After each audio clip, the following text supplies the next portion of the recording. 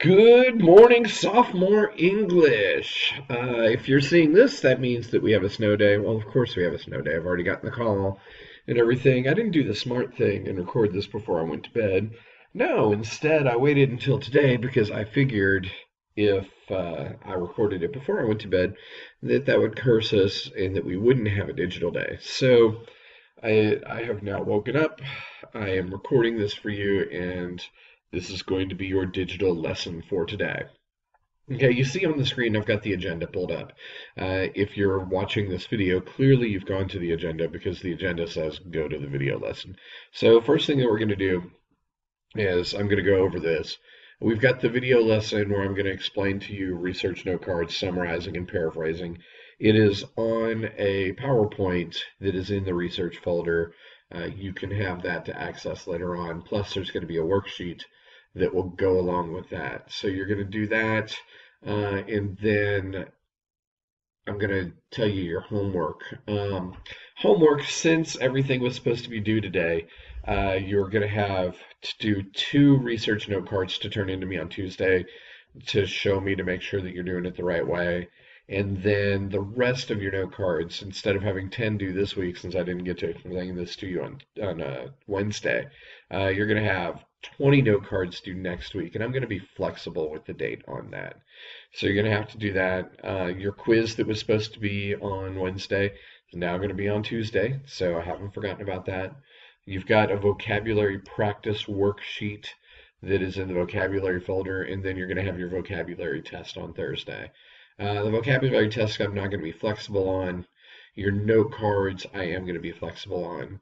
One thing that I do want you all to do is I want you to go to School Fusion. You can pause the video right now. Not School Fusion. Go to Turnitin.com and upload your 4 to 6 source cards. Okay, so pause the video, go to Turnitin.com, upload those source card documents. For Cami and Shakuru and Morgan, you all are not on Turnitin.com yet, at least for my class. So I want you all to just go ahead and email that to me. That way I can go ahead and check those, make sure we're on the same page with that. So do that, come back, I'll still be here.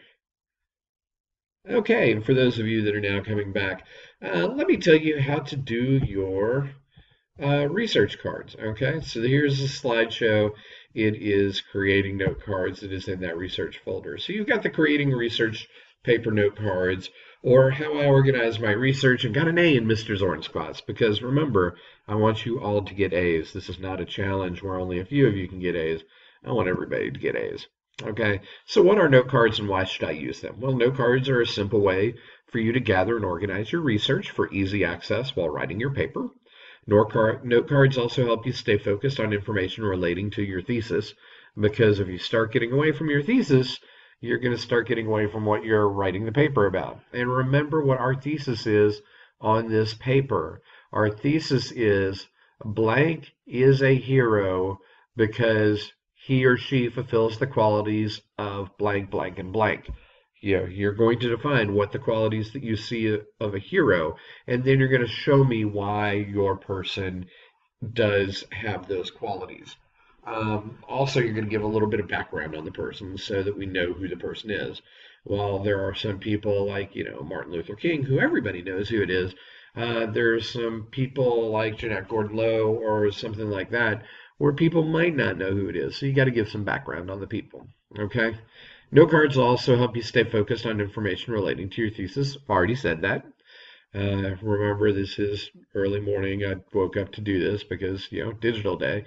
So bear with me. And then finally, most importantly, creating note cards gives you practice in paraphrasing and summarizing information for your paper. And we're going to get more into that. Okay, it's a quote or not a quote. That is the question. Direct quotations. You should only be using direct quotations sparingly. Okay, use direct quotes only when they are necessary, and remember to cite them properly when you do. This is where you use something that is, actually important. I never let my schooling interfere with my education. Mark Twain. I had a dream. Dr. Martin Luther King. These are things that you would do in a direct quotation, something that's very important in that way, something that you really can't say, any other way. So and so was born in Montgomery, Alabama in the year 1925. That's not a direct quotation. You can paraphrase that or summarize that. Okay, so direct quotation, only the most important things. And I'm going to limit you to 6 direct quotations out of your 40 note cards. Chances are most of you aren't going to have 6. Most of you aren't even going to have like 3. But, for those who just want to take the information straight from the book and put it onto a note card, only do it if it's something really important that they said. Don't use a direct quotation to say when they were born, when they got married, anything like that. That's not what direct quotations are for.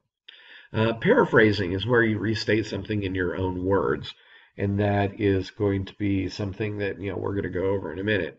And then if the passage is too long and you've got several things that you can put out of a passage, so and so was born in this year to these parents in this city, and they lived there for the first 15 years of their life before they finally went to college, something like that. That's more like a summary. Okay, so you want to summarize those.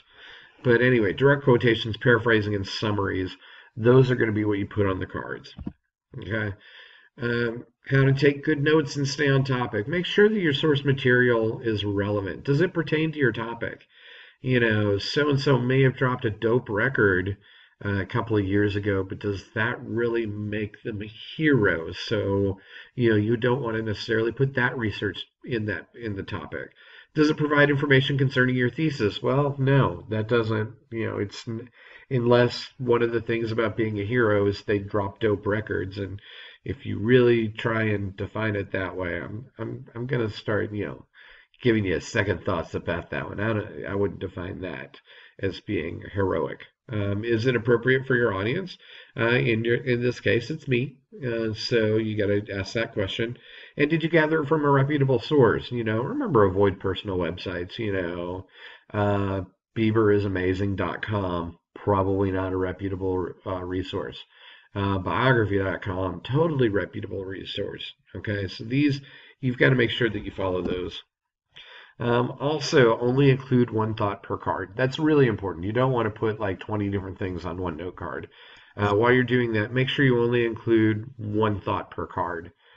You want to keep your research narrow and focused. And on your note cards, only include one thought per card. You get the idea that this is important? Only one thought per card. Okay. Make sure that your paraphrases and summaries accurately reflect the ideas in your sources. Don't take something out of context and say it means something else. If you copy word for word, make sure you use quotation marks and cite your source. That's very important. And refer back to your controlling idea or thesis often. Only take notes on information that pertains to your thesis. And if it doesn't pertain to your thesis, ditch it. Change the thesis. That applies more to future papers where you're going to have that floating thesis that you can do in college. In this one, this is really all about proving that your person is a hero. So you really can't change this thesis. Okay, how to create your note cards. First thing that you want to do is write the letter of the bibliography card that represents the source that you're using in the upper right-hand corner and number your cards as you gather information from each source. So if you are looking at source A, the very first thing that you find from source A is going to be number 1. So you see how I've written that up here in the top right-hand corner. You want A1. Okay, you'll go, the second thing is A2, third thing is A3, and so on. When you get to your B source, do you start off with the number where you left off? Like say you got 10 notes from A1. Are you going to start with B11? No, you don't. You start off with B2. So it's A1, A1, 2, 3, 4, 5, B1, 2, 3, 4, 5, C1, 2, 3, 4, 5, etc. Next thing that you do is in the top left-hand corner, you want to put a topic or heading. If it's background, significant moments in his or her life, etc. Those are what you're going to be putting in there. If you're wanting to do them by quality, a hero is brave, and you want to put bravery up there, and the note card relates to his or her bravery. That's fine. However you want to do it, but you want to put that up in the top right-hand corner. Next thing that you're going to do is you're going to put the information that you're citing in the middle of the card. So if I was doing Ruth Bader Ginsburg, I would say Ruth Bader Ginsburg graduated first in her class from Columbia Law School in 1959. All right. Bottom right-hand corner of the card, you're going to put your name or your name and your partner's name if you're working with a partner. And then finally, bottom left-hand corner, you want to put DQ if it's direct quotations, S if it's a summary, or P if it's a paraphrase. This is just paraphrase, or this is just a summary of a long paragraph that talked about Ruth Bader Ginsburg's time at Columbia University Law School. And so, when she graduated first in her class in 1959, that would just be a summary of that entire paragraph. Okay, that's really simple. That's how you create a note card, and you're going to have 40 of these by the time all is said and done. All right, plagiarism is really important. How to write a really kick-butt paper and fail anyway. Plagiarism is the act of intentionally or unintentionally copying somebody else's work and passing it off as your own. Don't do this. This would be bad. Plagiarism and cheating, those are essentially the academic death penalties. The punishment certainly does not fit the crime. So you don't want to get caught doing this because we're going to overpunish you. And then people are going to know that you plagiarized, because it's going to go to Miss Boffman in the office, and she's going to know you plagiarized. And, sometimes teachers talk, and they'll know you're plagiarized. You don't want to do it. Don't do something like that. If you're caught intentionally plagiarizing someone else's work or your sources, you can receive a big fat 0 for your paper or for your research project grade. So don't do this ever, period, exclamation point. Plagiarism, bad. Okay, is this the end? No. Tune in next week for how I created an effective outline and saved my life and lowered my cholesterol. That's going to be the next big one. It's going to be fun. Don't worry. So you've got that. So we're back to the agenda. This is something else that you have in the research folder. There's the 6A summary and paraphrases worksheet. You see this here. It's got notes on plagiarism, how to do it. Follow through here. Go through and work this worksheet. You've got how you're going to type your own version here. You're going to show how many words are matching, etc. This worksheet will take you through plagiarism and summarizing. It makes it a little bit easier. Okay? So I want you to do this. Skip the 6B summary and paraphrase practice. I just want you to do this note card. Okay? Or do this worksheet. Go through this. When you're done, print it to OneNote. Okay, so we've got that worksheet, so I expect that to be in your OneNote. Next thing is the Vocabulary 5 practice. I know it's your all's favorites. Put this together and put it in your all's OneNote. I'm going to give you all some time on Tuesday to get together and compare notes with the people that are in your family. And then I'm going to allow you all to turn in one worksheet for the family, and whoever gets the most points on it will get family points, second most points, etc. So do this. It is the Unit 5 practice. It is in the vocabulary folder on SchoolFusion. Okay. Hope this answers any questions that you all have on your note cards. I'm going to be checking my email throughout the day up until 6 o'clock, because once the snow starts, I'm going to sit out on our sun porch and watch the snow for a while, because I really love watching the snow. And then basically I'm all your alls, because I've got a front-wheel drive car with a powerful engine, so I don't take that out on the roads. For those of you not driving yet, the worst thing that you can do is take a front-wheel drive automobile with a powerful engine out on slick roads. It does not work. Okay, so I'm going to basically be in until they clear the roads. So if you have any questions, send me an email. I'll answer them periodically throughout the day.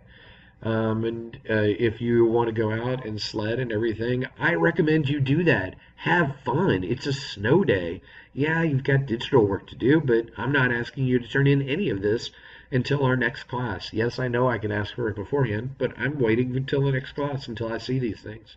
So go out, sled, have fun, be goofy. That's what being a kid and having a snow day is all about.